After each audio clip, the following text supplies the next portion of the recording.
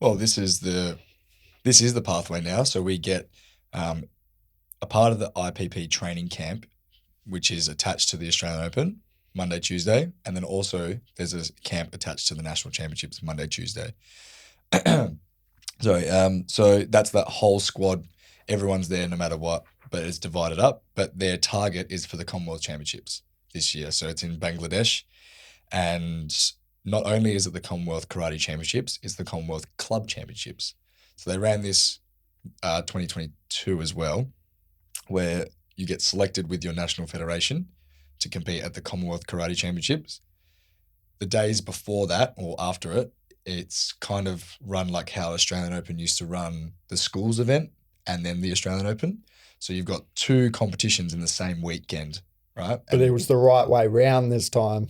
Like when they had schools before the Oz Open, then it was like the less important tournament before. So it's like if you get injured, especially you did have athletes either just not entering it or taking it easy in their division and actually focusing on the Australian Open. This one, they're doing it the right way around. There's the Commonwealth first and then the Club Championships. Something I wasn't sure about, maybe you guys know.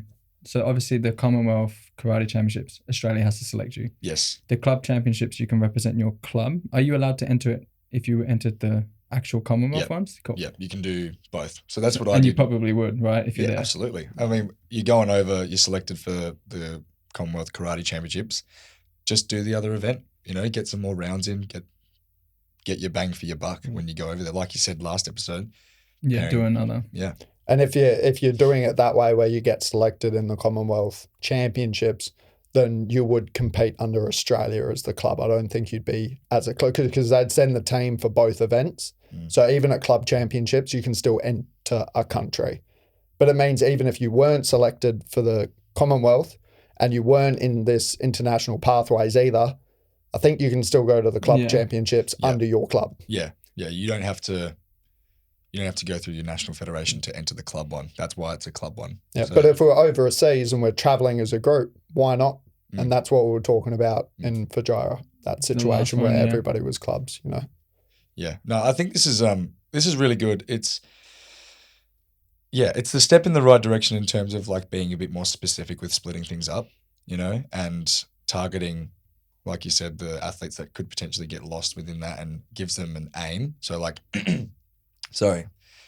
when an athlete's not going for the Junior World Championships or even for the Senior Worlds, or they're not a part of the senior team event squad, they can focus on that.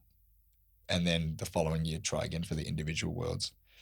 What is interesting to me is I think that there's like a tiny little slither of athletes that could potentially miss out they wouldn't usually fit in either squad.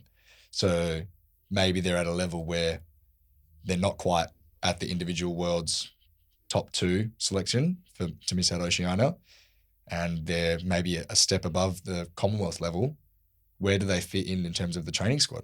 So you've got Commonwealth, International Opens, and one of the best of is the US Open. Right. Then your Series A's and then your Premier League. Sure. So you're talking about the athletes that are probably above this Commonwealth level. They do well at the US Open and they're looking to do Series A.